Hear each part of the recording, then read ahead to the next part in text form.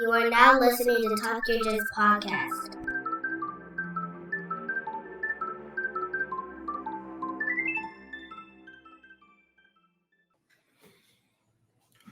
Welcome back to the Talk Your Jits podcast. This podcast is, as the name implies, all about jiu-jitsu. I'm your host, Lamar Smith, and today's guest is a blue belt who trains at the compound located in Denver, Colorado.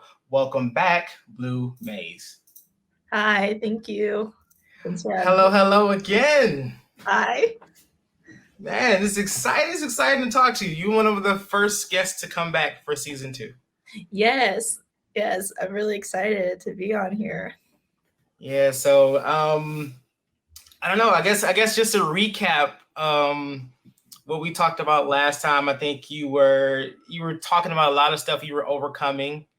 Mm-hmm. And ever since then you've been rocking it out. I've been very watching you on Facebook and seeing all your progress. So I guess if you want to introduce yourself again, by all means, and let's continue to talk about your jiu-jitsu journey. Sure. So my name's Blue, and I've been training for about 5 years now. I'm in Denver. Let's see. This year I made it a goal to just compete as much as I can at Blue Belt. I never competed really at white belt except for like an in-house tournament that I did one time, and that kind of scared me from competing.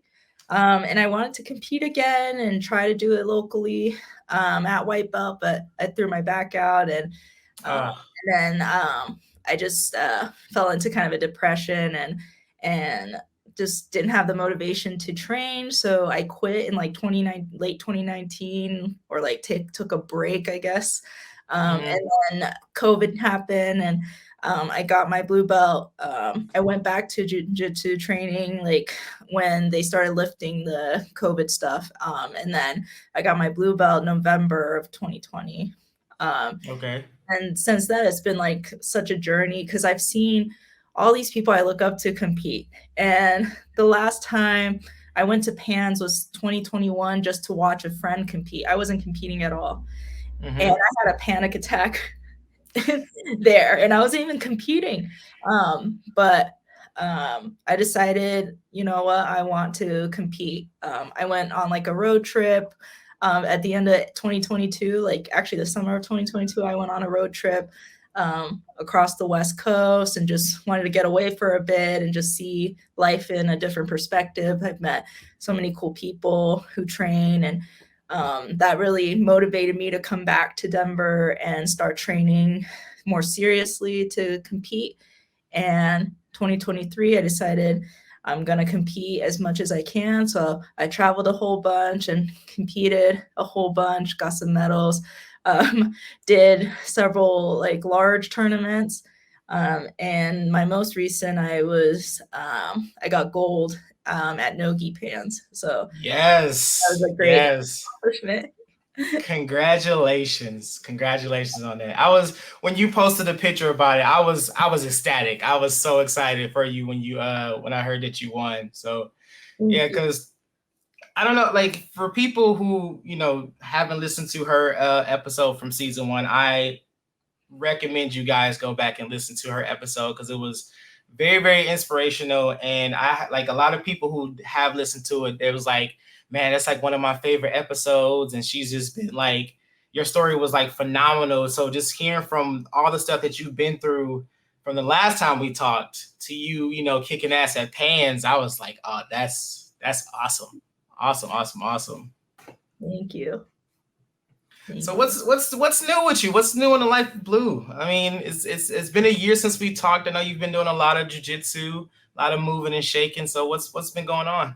Man, I've just been competing. I've changed schools a couple of times. The gym I was at originally, they split. So I decided to go with another gym that another friend of mine trains at. And they're known for just producing world champions there, specifically like master world champions. The older folks seem to do very well, as well as the adults too at the school that I go to now. So I've just been training there now for almost a year. It's been really good. I've just been working, trying to, like form my own business eventually. I do UX design, so I've just been trying to think more about that work and try to maybe venture into my own like freelancing and whatnot.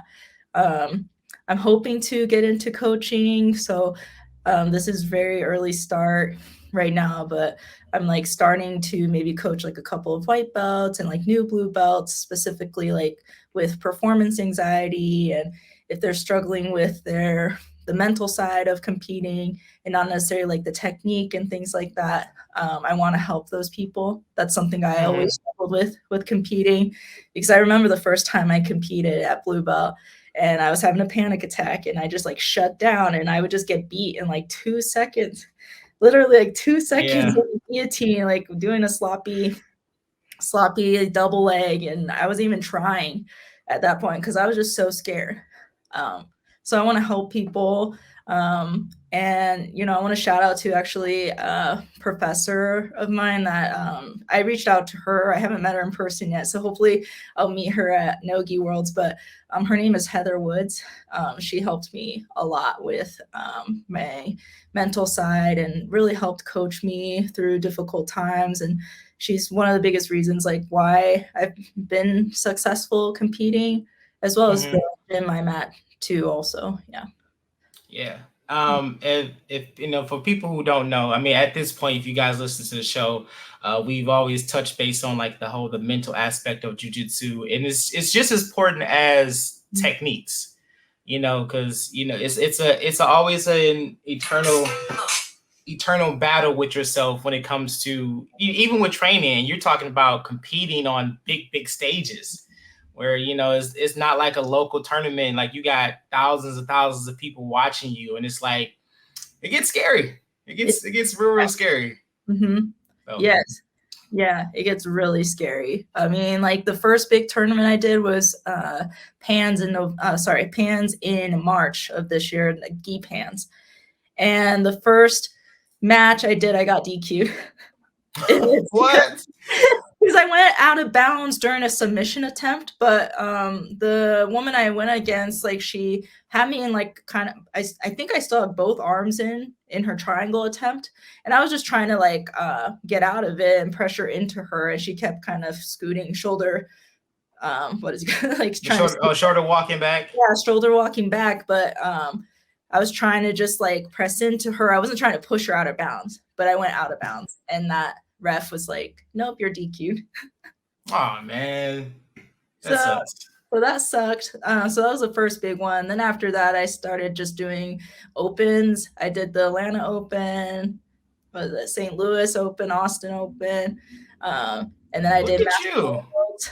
And Master Worlds was the second one, big one that I did, and that one, the first match I won, which was great. Like did like a bow and arrow choke kind of variation, and then the second match, like I kind of just lost focus, and I lost that one. But it's just so important, your mental side, because once you lose that focus, you just kind of go out of it, and you're starting to worry, and that future thought comes in, and you start getting anxiety, and then you lose. It's a struggle, man. That mental battle is such a struggle. I haven't competed. I was going to compete actually at the end of October, but we had a lot of things happen at my school. So we don't, like the school I've been training at for the last 6 years. We had, unfortunately, we closed down this month. So that's been rough. But me and one of my training partners, we actually partnered with another school, and we kind of like opened our own school. So it's been crazy. Thank you. Awesome. Yeah, it's been wild because because you were talking about just joining another school, and I was going to ask you about that, but yeah, it's like a whole nother venture, jiu-jitsu wise, and it's a lot, man. It's like we're used to teaching at our own school, but we have the 4 or 5 people that, consistently train with us at H2O. And now we have them plus like a whole plethora of white belts and people who never learned the sport. So it's like, what? Like what's going on? Yeah, that's crazy. Yeah. So how was it for you? How was it for you joining a different school, from training with your last school for like so long? Well, I felt kind of like I'm kind of used to it just because the first school I started at was a different school from the school I left from. Oh, So wow. Okay. schools like 3 times. Oh, okay. Yeah. So just things weren't working out. And so I left. And then the second school just like one of the black belts split from the school. And so he took a bunch of his students with him. So that he took actually like the majority of students. And so, I felt like naturally I had to move to that school. And I realized through that, like I learned so much from that professor, but I needed to train elsewhere where it had a better balance of gi and no gi, and also had people who competed on a regular basis. Because there were competitors at that previous school, but they didn't really compete as much as they used to. So I wanted to go somewhere where there were people who competed consistently. So I decided to go to the compound, and I already had a good relationship with the people at the compound. I go to open mats and cross train here and there. So through developing that relationship, I was able to transition pretty easily. Okay.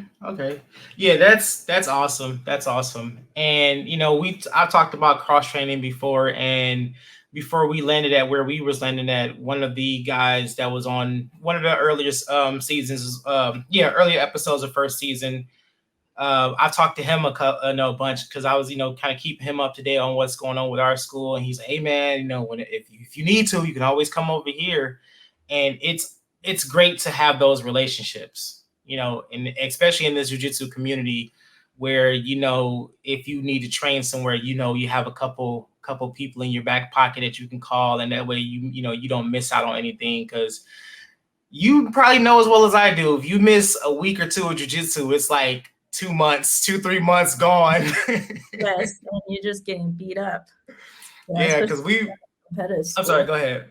Yeah, especially if you're going to a competitive school, like you're Yeah, gonna get beat up.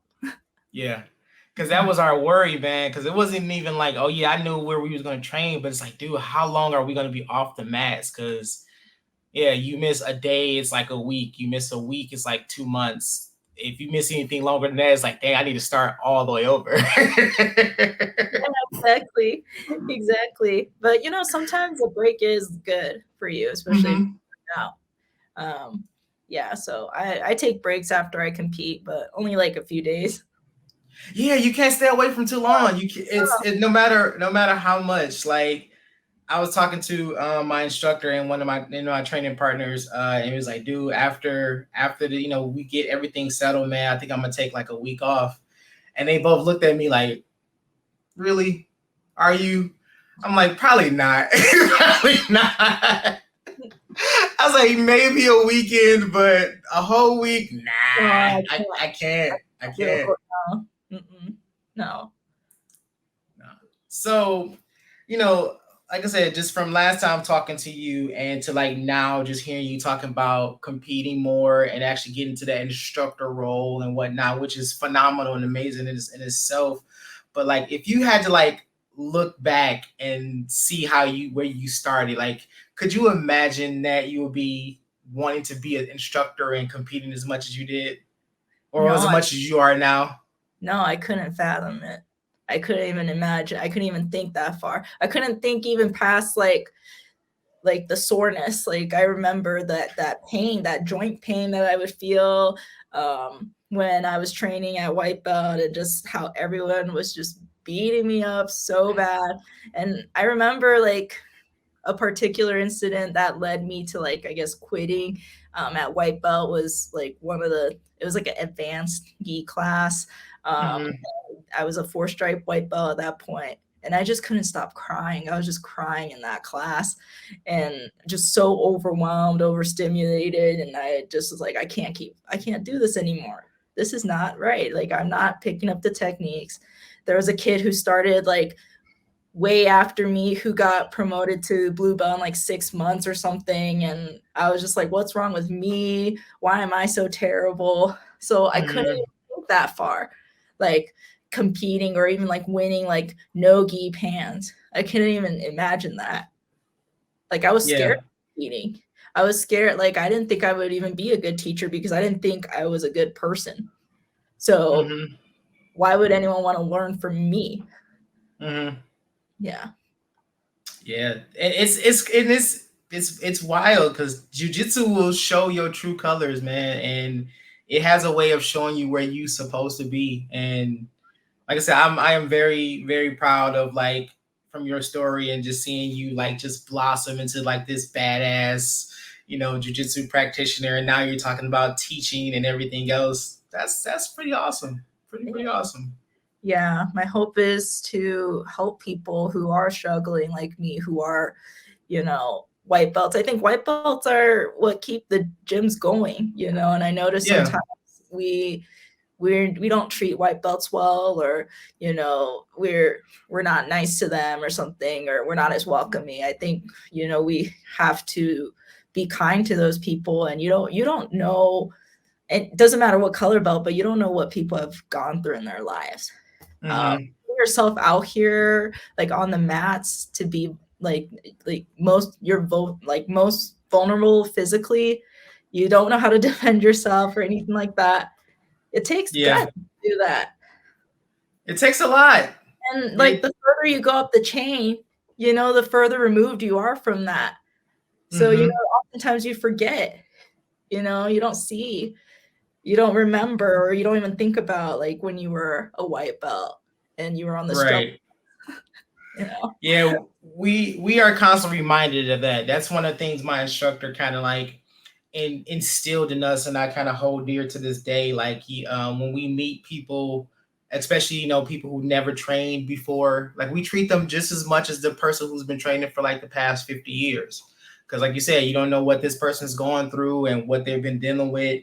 So when I met Kurt, who was the owner of Boombox where we're training at, he was like, yeah, man, I have a grappling class, but I didn't know what we was going to do with it. You guys came along, talked about doing jiu-jitsu, which is amazing.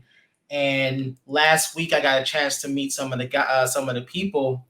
And as much as I've taught, I've been teaching since I was a blue belt. So as much as I've taught, I was still scared shitless.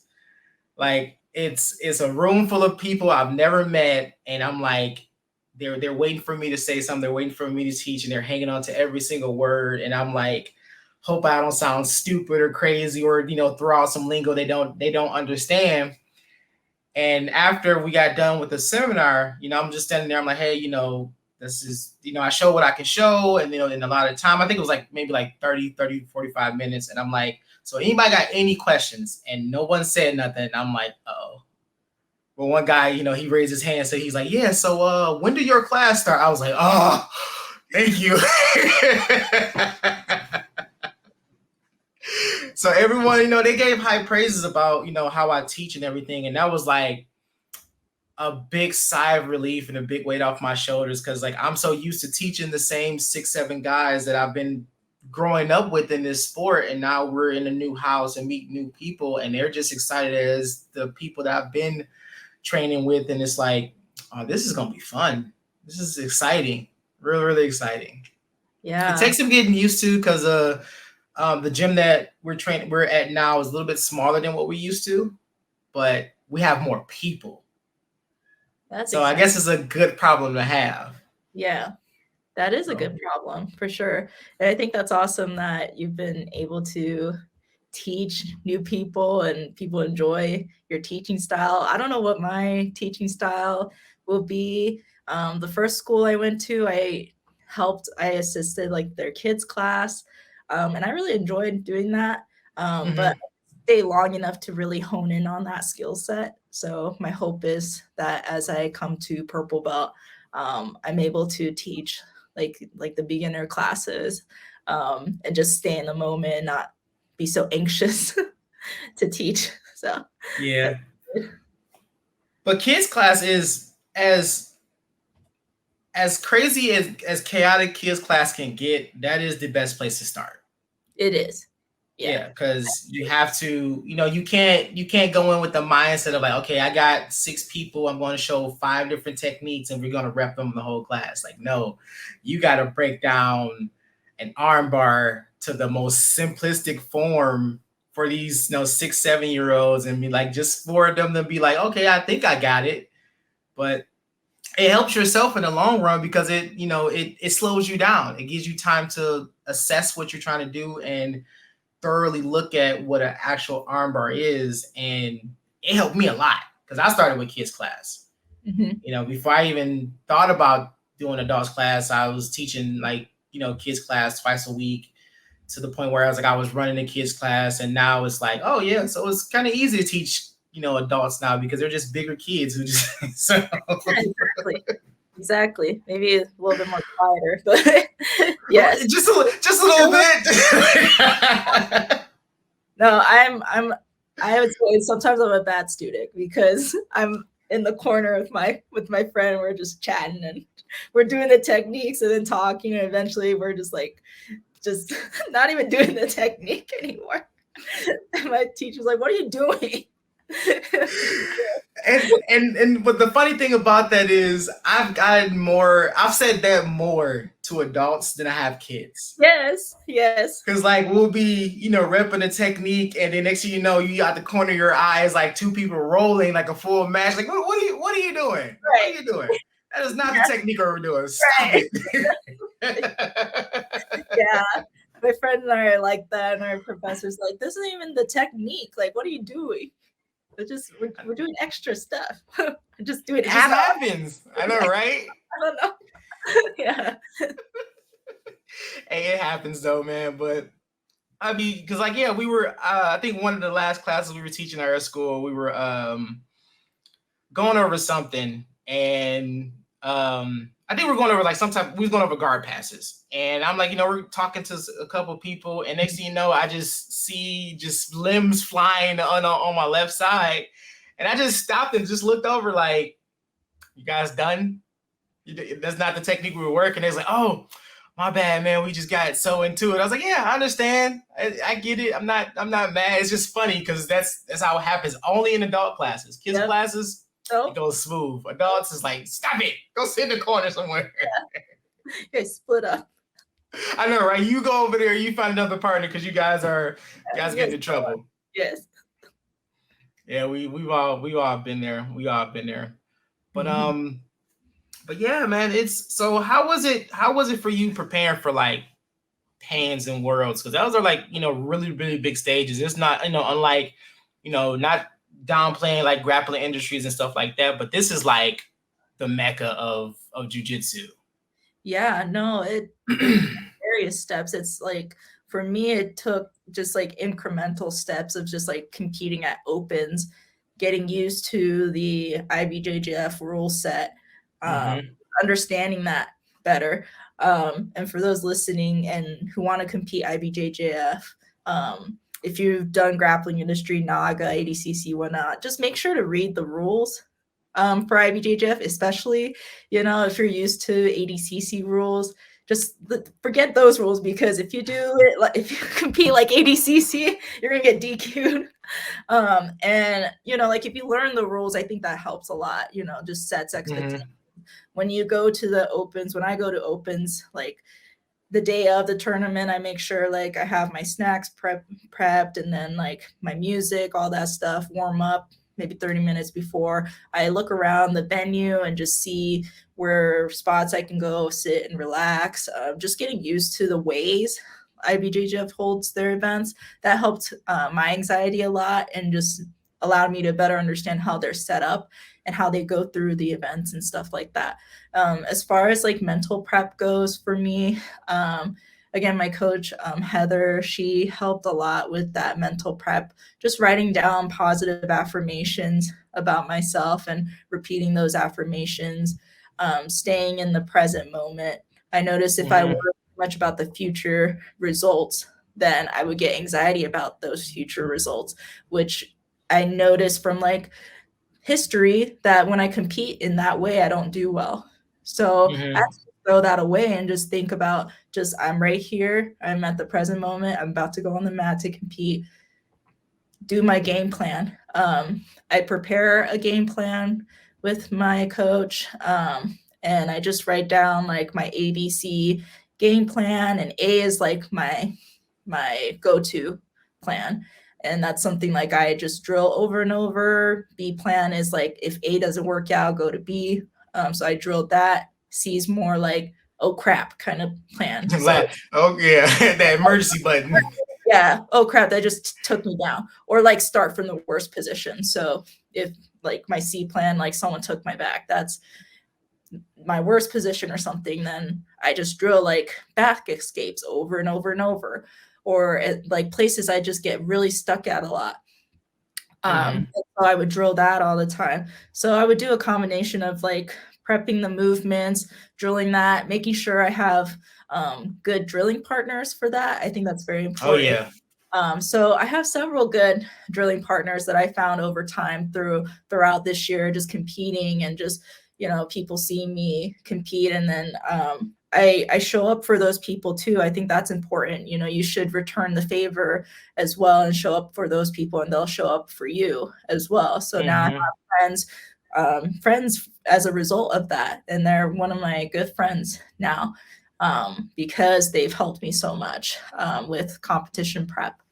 Yeah. So, and also just like taping my competition footage, taping my drills, and just watching, like seeing the little details if I'm missing any stuff. But I realized that's more like a purple belt skill is like being able to see the nuances of it and like different pathways you can take to get to point B or whatnot. Yeah. So that's kind of how I prepared for competition. I realize I have ADHD, so I have to have things organized and written out for me. That's what's worked for me. Other people have different ways to prepare for competition, but that's how I did it, and it helped a lot. Yeah. Yeah. The whole winging it, that's dead. You can't do that no more. No, you cannot do that. And you wing it and be like, oh, whatever. Yeah, because the last couple of tournaments I did, I mean I can admit it. Once I went back and kind of like watched the tapes and kind of like was trying to remember where my present mindset was, I wasn't fully there. It was kind of one of the things I was just kind of like just getting my feet wet to kind of see if competing was something that I want to do. And the last one I did was earlier this year, and I kind of psyched myself up a little bit, and I was like, well, I'm gonna do gi, and I'm gonna do no gi. And that's an all-day event. That's, if you're preparing to compete and you're doing multiple divisions, prepare to be there all day. Yes. Don't plan nothing else. And I did a lot better than I did my first tournament. I went against a couple black belts because when you get up to like brown belt and the age, it's like the competition is very, very thin. But going back and watching tapes, I saw where a lot of mistakes I've made and a lot of stuff. I was like, man, you know not to do that. You know not to stand when someone's going for arm bar or triangle. Like, you stop that. Don't do that no more. But now it's like I'm trying to, like you said, trying to get in the habit of being more organized when it comes to jiu-jitsu, just writing down small stuff. And I find myself like studying a lot. Yes. A lot more stuff. I've never studied so much in my life. Even in school, I never studied this much. But now with jiu-jitsu, it's like me and my partners or me and my instructors are sending, back and forth videos and techniques, and we're like breaking them down to like the simplistic form. That way we can rep it later. And it's just like, dude, what the hell? Like, I wasn't expecting to work this much, just off the mats. But it's important. It's just as important as, what you do on the mats. Yeah, exactly. And sometimes people don't realize competition in and of itself is a skill set. Yeah. Different from going to open mat and rolling, because there's people who go to open mat and they're doing awesome and they're rocking it and they're really good. And then when they go out to compete, I watch and I'm like, that's not how they roll normally. And it's because I could see it in their face that, like they didn't prep for this, like they're like the best people at open mat or the best people at your school, but it's their first time competing. And now they're just panicking and they're so anxious and they're in like that fight or flight, fight or freeze mode. Yeah, I say there's no running. So, I think, we have to really work on our mental prep for competition. I think a good chunk of succeeding at competition is the mental prep. And I think once you're able to do that and find what works for you, I think, you'll do better at competition. Definitely. And I had just got an email from they're like the first competition for grappling industries in April of next year. And I was, sent it to my partner and I was like, yeah, man, I think I want to do this. And he was like, you do realize this is going to be your first competition at Black, right? I was like, oh shit, that's right. So I was like, well, we got until now into April to get it together, man. Cause it is a lot of time, but given the fact that like we're transitioning to a new school, so it's like I'm still not in the I guess the freedom to like train like I want to. I'm still kind of like in that big instructor spot. So I'm like, all right, dude, we gotta find time to really buckle down, man, and get this going, because I don't want to go out there and just get smoked the first time out again. So it's a lot, man. It's a lot been going on in this jiu-jitsu life, and it's been rough. It's been scary because when my instructor dealing with what he's dealing with, he had to like kind of step away from the mats. We were just like freaking out because it's like, oh, what do we do now? But he was like, no, you guys got it. I know you guys can handle it and blah, blah, blah, blah. We like, yeah, but we don't feel it, but we're going to try. We're going to keep it moving. But everything is slowly starting to work out, and kind of like the waters are starting to calm back down. And I say about another month or two, we should be able to figure out exactly how we're going to get this stuff planned out. Cause I love the idea of competing a whole lot more. It's kind of one of those things where it's like I tried it, I got bit by that bug, and I was like, oh, I want to compete as much as I possibly can. So, I kind of get a chance to like live vicariously through you guys. I've gained friendship with during this podcast. I see you guys going out there competing week after week and doing pans and ADCC and worlds and all this stuff. And I'm like, oh my God, I'm so happy. But damn, I wish I was there. You will be there. You can do it. You can. Oh yeah, I'm going to. I'm going to try. Like that is going to be my goal for next year, is to I want to compete as much as possible. Like, if there's a competition on in April, I'm going to do it. If there's one in May, June, July, as many as I can find, I want to try to do it. It's going to be rough. It's going to be hard, but that's a goal for mine. I just love competing now, because you just make so many friends through that experience too. And there's people I've come to know who've also, have taken that journey with like competing, dedicating this year to just like competing. And I would see them multiple times like, hey, you won too. That's cool. Hell yeah. Just seeing their progress and their growth too, along with my growth. It's been just really fun watching other people grow too. So that's been like some of the best parts of competing, is meeting new people. Yeah, the community aspect of jiu-jitsu, that's like kind of a broken record on this show. We always talk about like how vast this community is and how amazing this community is and welcoming this jiu-jitsu community is. Because like some of the people that I've competed with, I still keep in contact with them on Facebook every now and then. And like I said, the people that I've met on this podcast I think this like episode 98. And what? 98? Wow. That's awesome. So Yeah, so I've been chugging along, man, and every single person I still talk to this day, like, they ask about, how's training, or I'll catch up with them with training and stuff like that. It's been a blessing. It's been a good blessing, because you got more people to talk to jujitsu about, and there's nothing wrong with that. No, I could talk about it all day. I know, right? So I remember a few months ago, I know you started an Instagram page for, I think it's called Neurovergent. Yeah, neurodivergent grappler. There we go. So how has that been going? Well, I've been so busy, so I haven't posted in a few weeks, but I'm trying to post it on a weekly basis now. I've just been busy with competition and preparing for comps, and then dealing with personal things and stuff. But I definitely want to like put out like actual accurate information and not a bunch of like BS on there. But one of the biggest reasons why I started, because I have ADHD and I've struggled with that, with like executive functioning and my memory and stuff like that. And one thing coming in through one ear out the other, and I'm just like, what? For me with jiu-jitsu too, like some aspects of learning I've had difficulties with, just because of the ADHD. So doesn't mean I'm like lazy or anything like that, but I definitely want to like produce information that's relatable.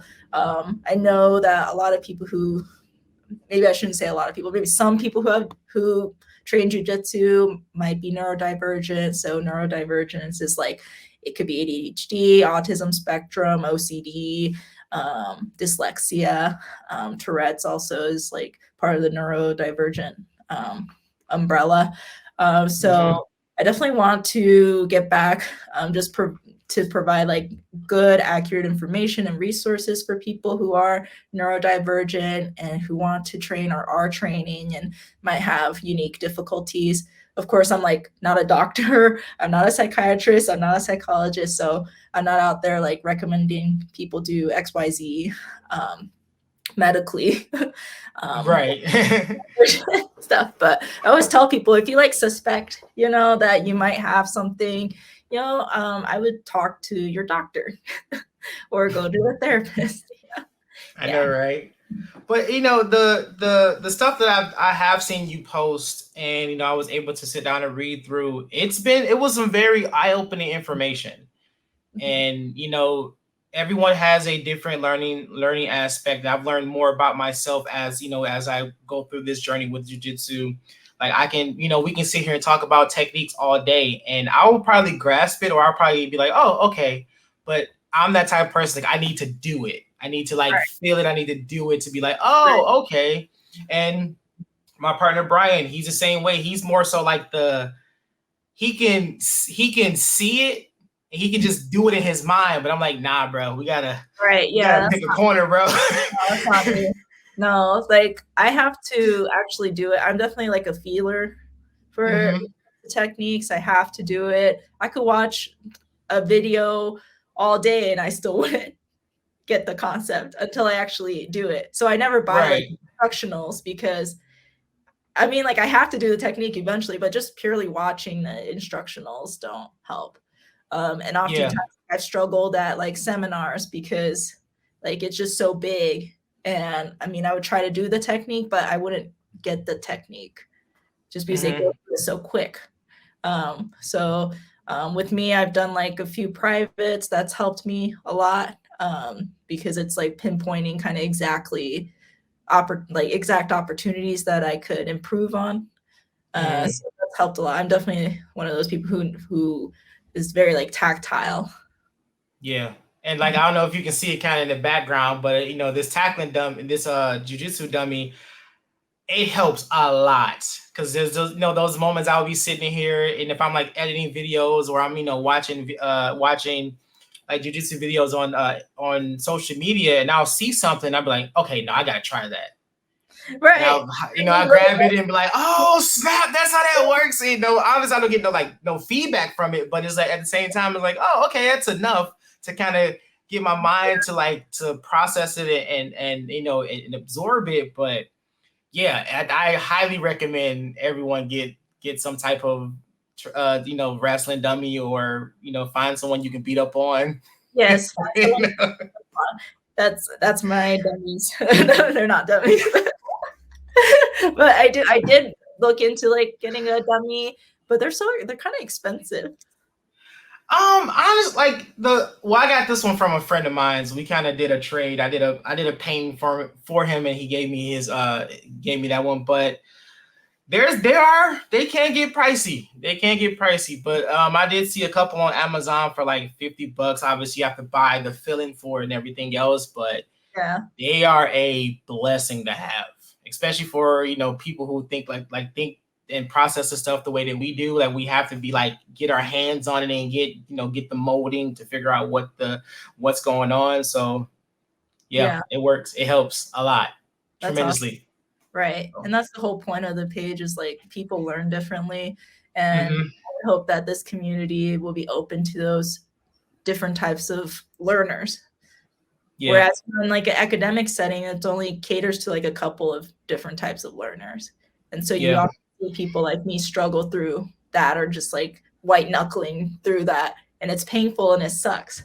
So, I would hope that people don't have to go through that with jiu-jitsu. It should be fun and it should be approachable. Yeah. And that's that mindset is such a blessing to have, especially going into the instructor role, because how you learn, so you can actually identify with other people on how they learn. So, for example, we had our first class Wednesday night, and we had people that was like kind of sitting on the sidelines, never done jiu-jitsu before, and they're like, "Oh no, we're just gonna watch." I'm like, "Nah, come on out here. Give it a try," because you can see it in their eyes that they really want to do it, but they're really hesitant. So we were going over just a couple escapes from guard, and I'm just watching people, and they're like, "Man, I just can't grasp it. I can't figure this out." And I was like, "Hey, look, everybody, real quick, I just want you guys to know, learning jiu-jitsu is like learning a new language and learning how to walk at the same time. So don't feel bad when you can't get this technique right away, but just take your time with it, and we can take as long as you guys want until you get it down." And you can just see like the tension ease in the room when I said that, because everyone was like, "Oh, okay."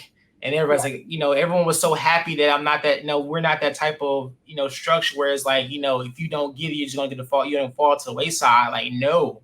I would literally stop everybody and say, "Hey, this person had an extra question about how to do a Kimura from guard, so we're going to break it down a little bit more." And everyone was like, "Oh, okay. Well, I see that, it's more family oriented and more friendly."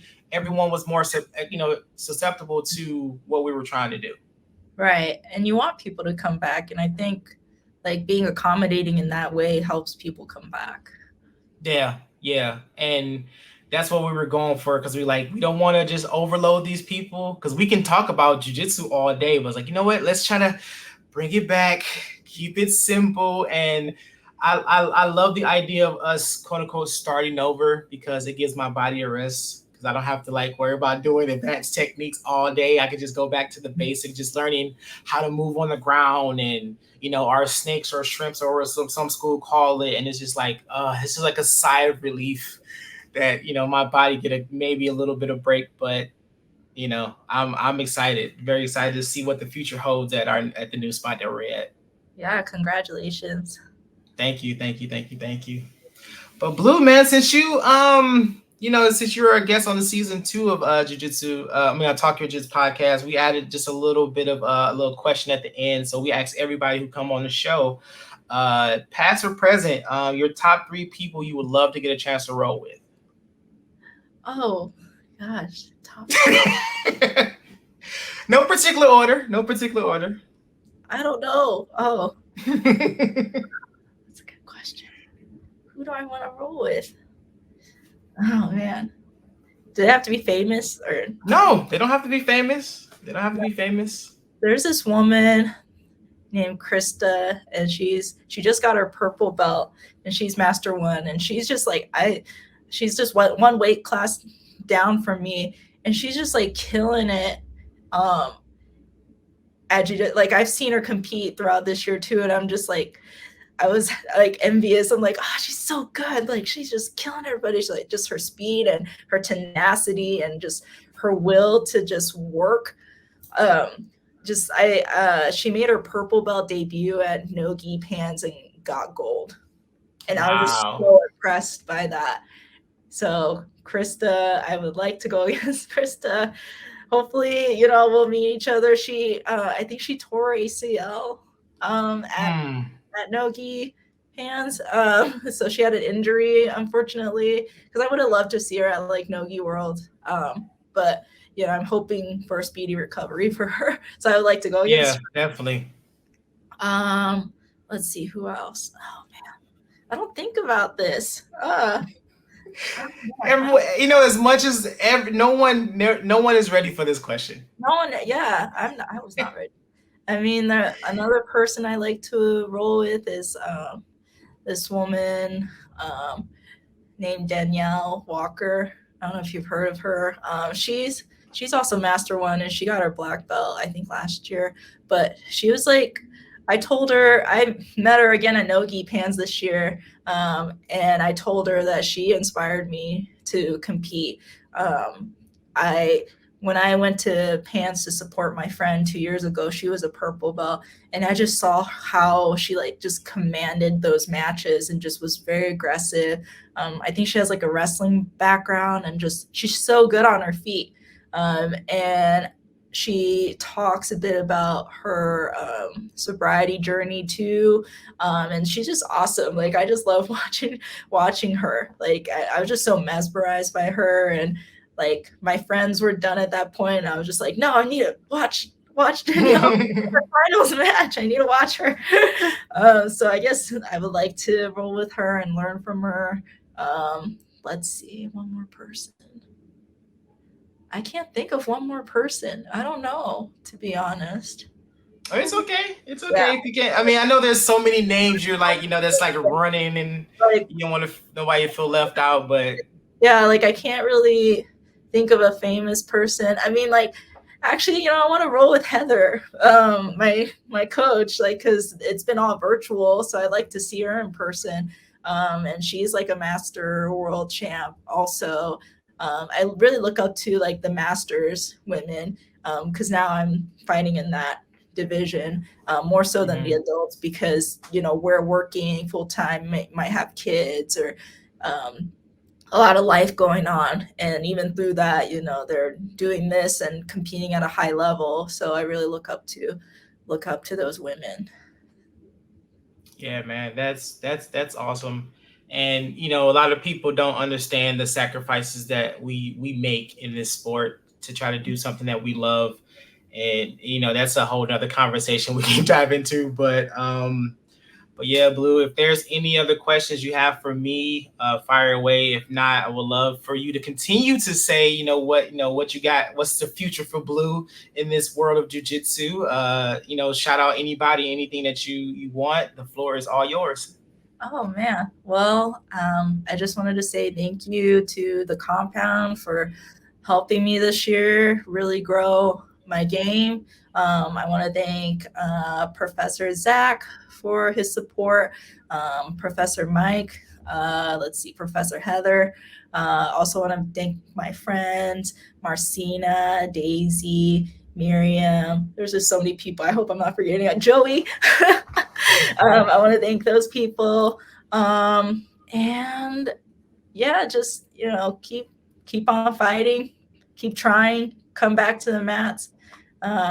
If you ever feel frustrated and burnt out, take a break and come back. Just keep trying. Don't give up on yourself. Definitely. Well, Blue, man, I am very excited for you, very happy for you, and I do appreciate you coming back on the show again to talk about your awesome jiu-jitsu journey, and I wish you all the best. Thank you. No problem. And that's the end of today's episode. I would like to thank Blue one more time for coming on and bless us with her jiu-jitsu knowledge. I hope you guys enjoyed. Please go and follow our Facebook, Instagram, and YouTube pages to stay up to date on all future episodes. This has been Talk Your Jits podcast. Keep rolling, keep grinding, and remember, long live jiu-jitsu. Have a great day.